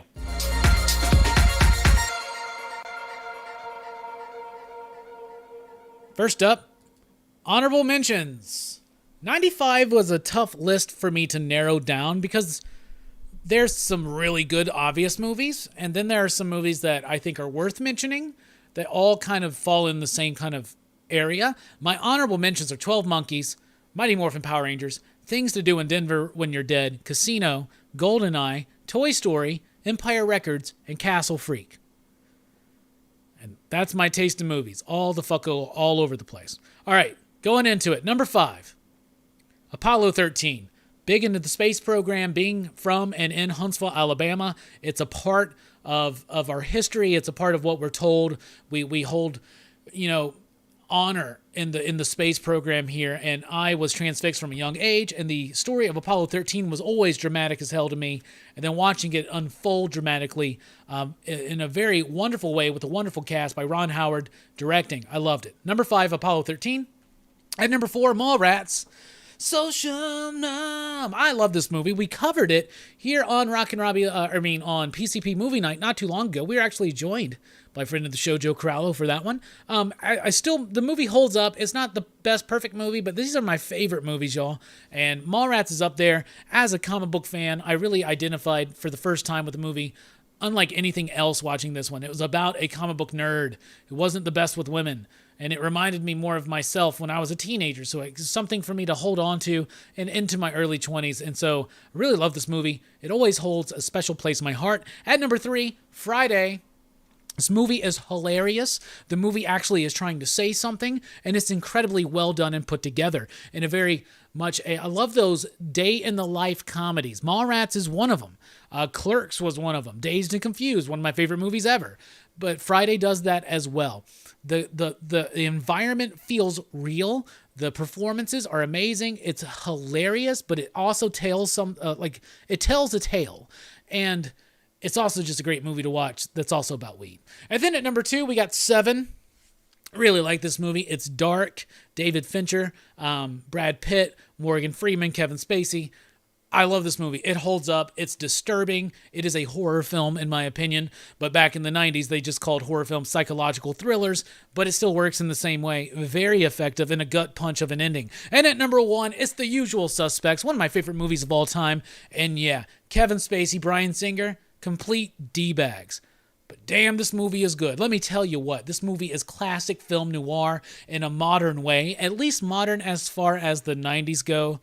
When you don't know anything about this movie, that twist at the end completely takes you just what I love it. Christopher McQuarrie wrote this. I'm a big fan of his work, including Way of the Gun. Oh my goodness, I love the music, John Ottman, everything about this movie. I used to study this movie, the entire cast. Damn, they make Stephen Baldwin good in this movie. And Benicio del Toro, he'll flip you. He'll flip you good. I absolutely love it. So to recap, honorable mentions right there on the screen. And by the way, if you've never seen Things to Do in Denver When You're Dead, I highly encourage you to do it. At number 5, we got Apollo 13. At number 4, Mallrats. At number 3, Friday. At number 2, Seven. And at number 1, The Usual Suspects. Those are my top 5 favorite movies from 1995. What are yours?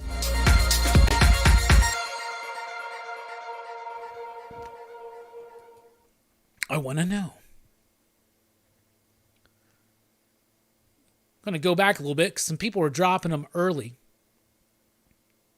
JC says, got to give 95 to Tommy Boy, but lots of good stuff that year. Taki says, thought 95 was a little weak. Hell yeah. Paul says, quick list of 95 movies. Tank Girl, Ghost in the Shell, Seven, City of Lost Children, and Casino. Hell yeah.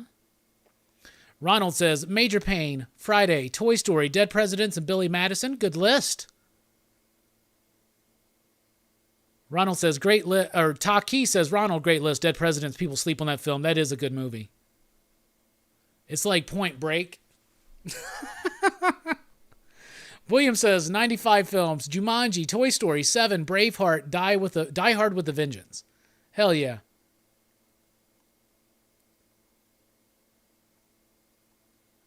That's where I was asking you who won between the Red Sox and the Rays. Mark McGrath says 5 is a tie between Desperado and Crimson Tide. All right. You are a Cowboys fan this week, Big Herm. We allow only week-long fans sometimes. It's like a motel. William says 95 Hong Kong films: High Risk, My Father is a Hero, Rumble in the Bronx, Thunderbolt, and Iron Monkey 2. Philip Clark says honorable mentions: Power Rangers, Congo, Powder, Tommy Boy. 5 is Tales from the Crypt, Demon Knight, then Ace Ventura, When Nature Calls, Rumble in the Bronx, Mortal Kombat, and Desperado. Taki, Friday, Dead Presidents, Desperado, Casino, Jumanji. Good list. Tim says, I'll probably show my age on this one, but my top 5 is Toy Story, Goofy Movie, Jumanji, Friday, Mallrats, especially Mallrats. Eventually, William saw The Sailboat. It's very inspirational to me. You should have that in your house somewhere, like Eat, Love, or Eat, Love, Laugh. Live, Love, Laugh. Was Heat 95? How did I miss Heat? If Heat is 95, I missed Heat, and it changes my top 5. God damn it. Apollo 13's out. That moves in at number 2. Is Heat 95? God. How does this keep happening? Officially Unofficial Geek says 95 movies. Empire Records, Tank Girl, Clueless, Mallrats, The American President, in no particular order. Paul says, I do love Mallrats. Eric says, Heat, Tommy Lee, or Tommy Boy, Casino, Mallrats 7. Damn it, I missed Heat. Shit.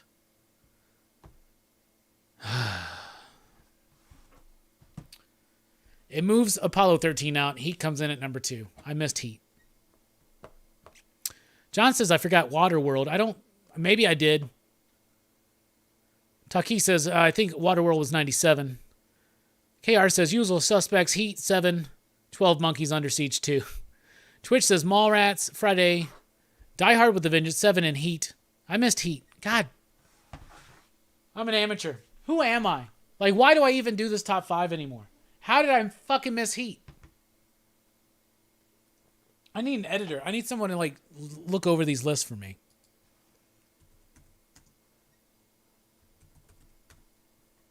It's a 1995 movie. Jesus Christ.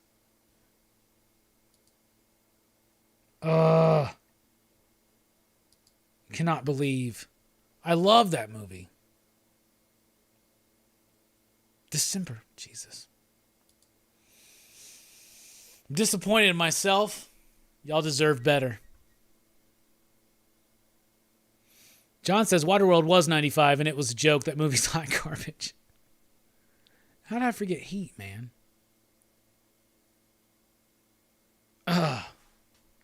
Damn. Y'all deserve better. I'm going to be honest with you. There's a fan base for Waterworld. There really, really is. How did I remember that Cutthroat Island was 1995 but not fucking Heat? Jesus. Changes everything. It changes everything. I'm so disappointed. All right. So went to a haunted house. I want to talk about it because I love going to haunted houses, and there's one in particular I like going to the point where, like, usually if I find time, I can only go to one, and I usually go to this one, so I don't go to some of the others that maybe I could. But I just want to highlight a place called Atrox Factory, okay? It's in Leeds, Alabama, and it's freaking amazing. This scared the shit out of me this year. You can ask Jamie, you can ask Brooks, you can ask my homie Blake. It scared the shit out of me. I was second in line throughout most of it. Jamie was first, and I got most of the scares. It was great. I had a blast. And it's just always such a fun experience. Go to Leeds, Alabama if you can. Check out Atrox Factory.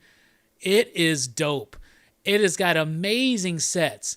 It looks like a tiny building when you're getting up there, and you got the lobby area that's right there. And it's cool. They're always playing a movie. They'll have a celebrity guest there, usually every weekend. I met Doug Bradley there. I met Bill Moseley there. But when you get into the haunted house, it's big and it's spacious and also tight and constraining at certain times. The set work and the lighting is amazing. The actors are brilliant. The scares are very effective. The animatronics are brilliant and beautiful. It's lit. It's an atmospheric it just does everything, bruh. It blows me away. There are moments that are big. There are moments where all it is going through these passages of amazing set dressings. And then you get into other areas that are incredibly scary. And of course it ends with a chainsaw, and I run the fuck out from the chainsaw. I always have fun when I go to Atrox Factory. This was probably the best experience I have had there. And yes, to answer your question, I am a screamer. And to duplicate it for Jamie right now, it went something like this. Ah! Like that doesn't even do it justice. I am a scream queen when I'm in these haunted houses. I loved it. I freaking loved it. It was amazing. And y'all definitely need to check out Atrox Factory. And just look at that.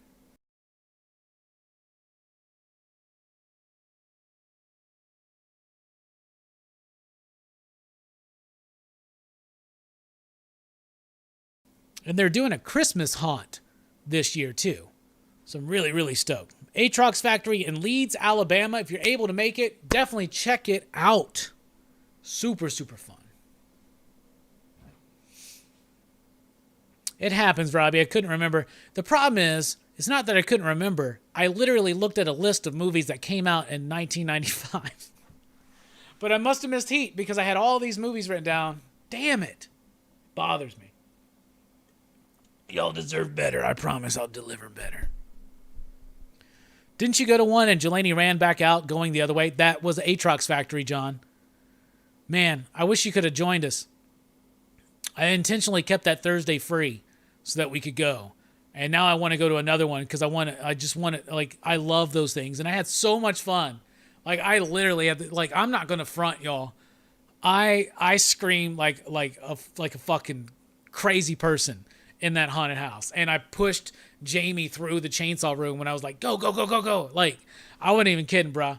I wasn't even kidding. And if you want to be scared in a haunted house, be second in line. Because they see the first person come through and they get you. And, bruh, I got scared by animatronics. You know what I'm saying? Damn. It's good. It's good. Good times. Good times.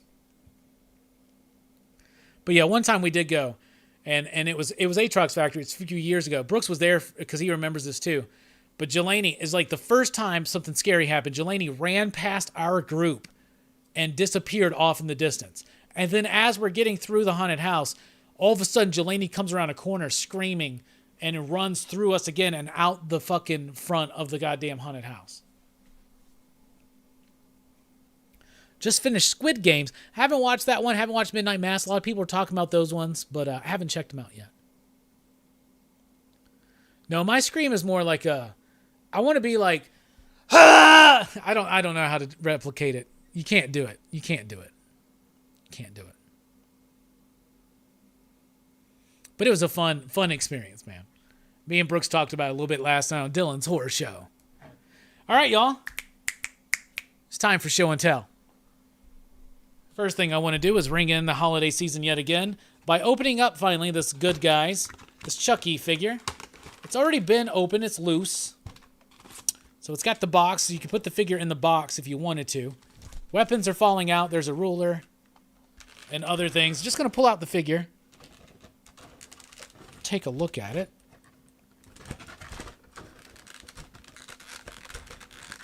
Oh, let's see. This is the NECA Child's Play figure. It's cool because you get Chucky from a variety of movies. Right now, he's got the head on him from like Bride of Chucky, which is pretty dope. But I like Pizza Face Chucky from Part 3. So that's the one that we're going to put on. And I'm going to give him the knife. Well, the butcher knife. He's got a lot of damn weapons here, actually, y'all. Like a lot. He's got a hammer. He's got a baseball bat. He's got his hook hand. So let's put on the Pizza Face. We call him Pizza Face. This is when he had half of his face chopped off.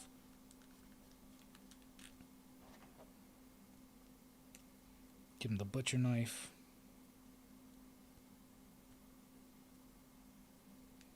Yeah, boy. Yeah, dog. Look at that. That's dope as hell.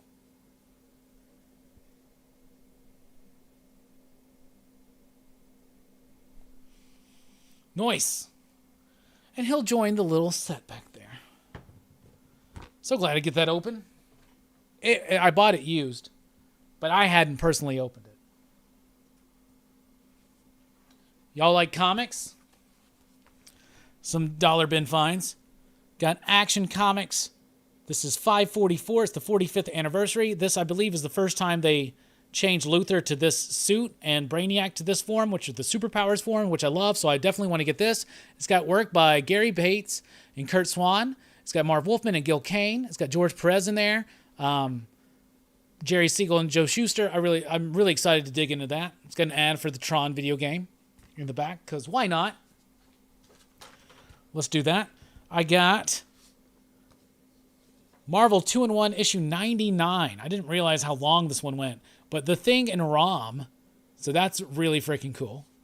I want to get all of those. And I'm starting another thing. If I can find them cheap enough, I'm going to get them. I'm going to start getting Gru comics. And that is the Marvel Epic Gru issue number 3.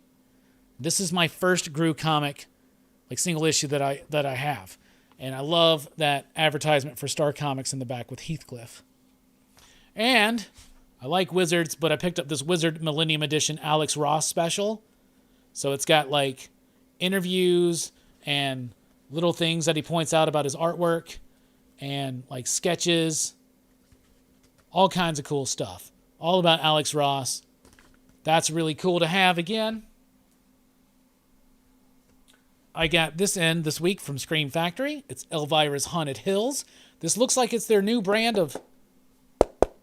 Looks like it's our new brand of slipcases because they did this for the Halloween 4Ks and they did it for Creepshow, but I hope they do more of these because that's really, really nice. There it is with the reversible cover. I've never seen this one. It's from 2002. I've only seen Mistress of the Dark, so I'm excited to check that one out. And pick this baby up. Just got reprinted. This is the Wolverine Omnibus Volume 1. Really excited to dig into this one. In fact, it's going to influence Marvel in the 80s for a while, but it's got all the Weapon X stuff from Marvel Comics Presents. Then it's got the first appearances in Hulk. It's got the Claremont Miller series. It's got the issues of the Claremont X-Men run where he's back in Japan, reveals his past. It's got the Kitty Pryde series with him. It's got the Captain America annual, Spider-Man, Wolverine special, the Incredible Hulk appearances, a bunch of stuff from Marvel Comics Presents when it was Claremont and Buscema, building up to the ongoing series, and it's got the first 10 issues of the ongoing series. So I'm about to get Wolverine crazy up here in the Huntsville attic. And that is Show and Tell. There might be some stuff opened up. I really like that they came with the package for the damn doll, too. Hell yeah, y'all. Where can we put him? Well, we don't want to put him next to a damn... We'll just put him here for now. I almost put him next to the pizza face Child's Play I already got. And look, yeah. Same weapon. Anyway, that's Show and Tell. Now we move down. Look at the chat here. White Sox got 5 on it in the 5th. 6-5 Red Sox. White Sox. Nice. Yeah, I heard about the kid that got stabbed.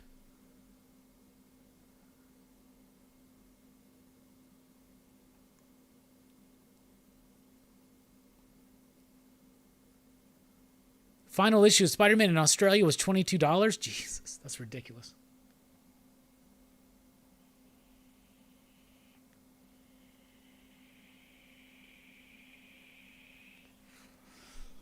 Put it in the package, Robbie.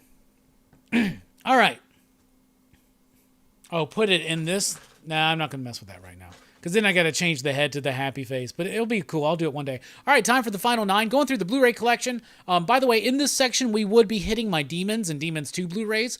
But Brooks has those, so we're just skipping those. And we'll bring them in next time when Brooks gives those back. That is Death Wish right there. Don't have the originals anymore. I used to have all 4 on Blu-ray. On DVD, but I need to get them again. But this is the Bruce Willis one. It's directed by Eli Roth. That's why I have it. I bought every Eli Roth film. I actually have not seen this. So I don't know if it's good. There's my copy of Deep Red by Dario Argento. I love this film. Goblin score.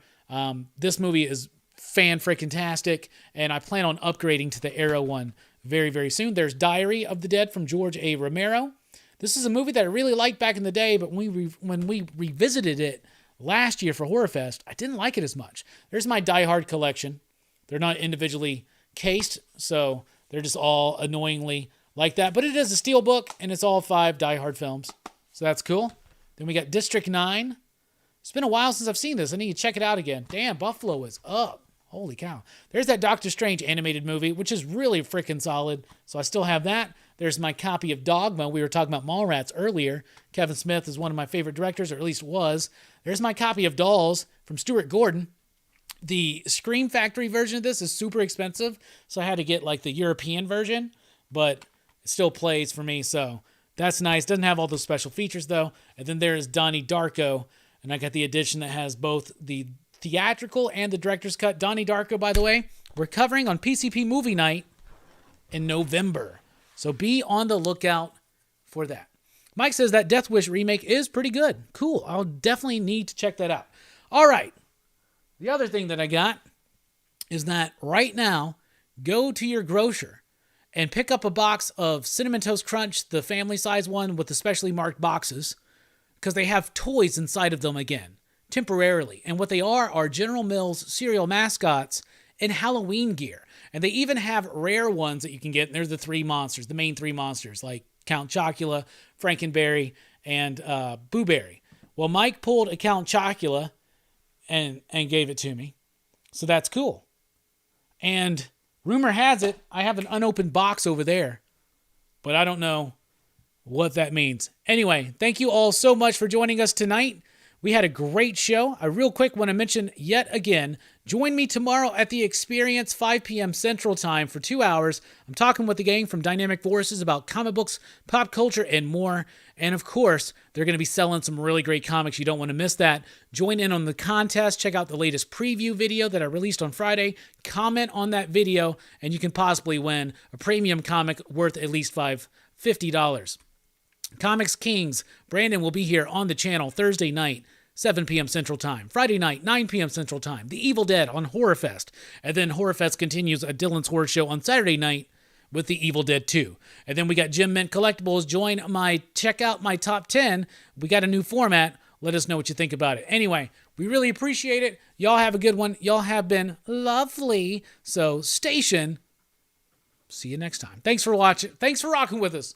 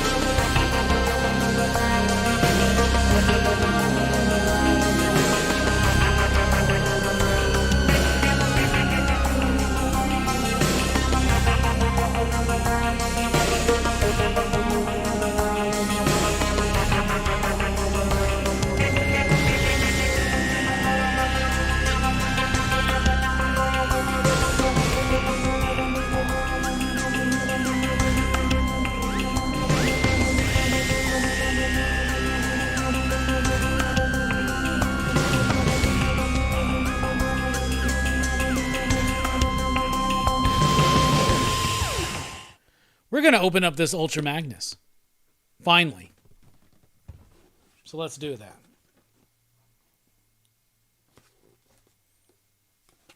Steak knife.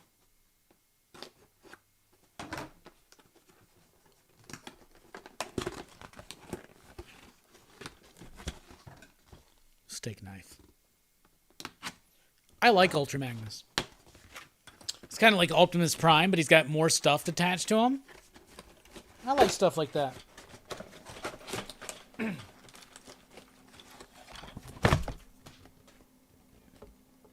Cool. So there it is. Bam. And there's a little, like, just a little white truck dude in there somewhere. Wow, he's got a lot of twisty ties here.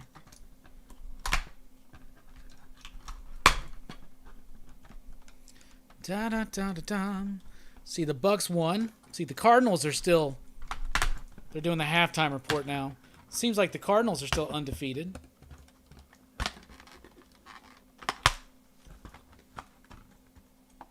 It's been a crazy NFL season so far. Crazy MLB postseason. And we got hockey about to start back up. I'm doing it this year, y'all. I'm going to root and try to watch Nashville games. I'm a Predators fan. I decided let's have a local team. So I'm going to go with the Nashville Predators. So I'm going to be a hockey fan this year.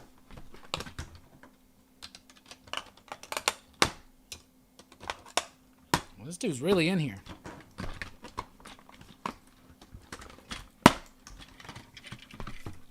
But no longer. All right, so eventually I'm going to figure out how to get the dude out and like transform him and do all the stuff. But there he is right there. Ultra Magnus. Really excited. I do like the new Transformer figures, and I like getting certain figures, certain characters I really like. And I like Ultra Magnus. That's Robert Stack, y'all. Unsolved Mysteries. Come up for a game, Robbie. Yeah, I should, Nick. We should go to a game. That'd be fun, man. That'd be real fun.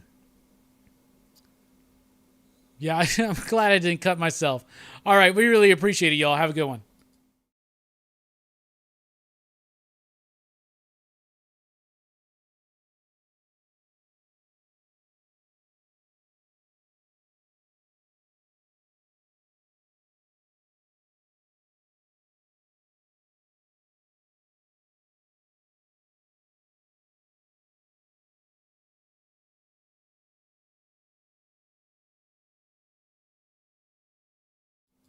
All right, we're back. So I had that new Mountain Dew, the Voodoo, the Halloween mystery flavor they always do. I'm pretty sure it's cotton candy or bubble gum. If anybody's had that, let me know what you think. So this is the box of Cinnamon Toast Crunch to look for. It says free toy inside. If you notice, it's got the mascots. They're all in their Halloween costumes. And it shows you the ones you can get. There's the 6 regular ones. And then there are the special ones. And Mike got me the Count Chocula. So it's Sunny as the mummy. That's cool. Lucky as the astronaut. The Trix Rabbit as a superhero. Chip is the dog, of course, from Cookie Crisp as a skeleton. Buzz from Cheerios, Honey Nut Cheerios, as a bat. And the Cinemoji as a pumpkin. So there they are right there. And, of course, the Count Chocula is a 1 in 10. The Boo Berry is a 1 in 25. And the Frankenberry is a 1 in 50. So I'm going to open up this box of Cinnamon Toast Crunch to see what we get. Plus, Cinnamon Toast Crunch is the best cereal ever. And they brought back toys in cereal boxes, bro. So it should be on the back of the box. Yep, there it is. What is it? Hey, I got Buzz. All right. You know how many boxes of fucking Cinnamon Toast Crunch I'm about to be buying? Maybe I should just go online and buy these individually. All right, so let's open this one up. Take a look. It's Buzz, which is the bee, of course, from Honey Nut Cheerios, and he's going to be dressed in his Halloween costume for this year as a vampire, or as a bat. There he is. So there's the Buzz, and there's the Count Chocula. I want them all, of course. And I just really want them all. So I got 2 so far. See that, Jamie? I see it. I got the bee. That's awesome. All right. we are dipping out for real. We'll be back here next week. Remember, watch Nightmare Sisters and think about your top 5 movies from 1996. We really appreciate it, y'all. Station.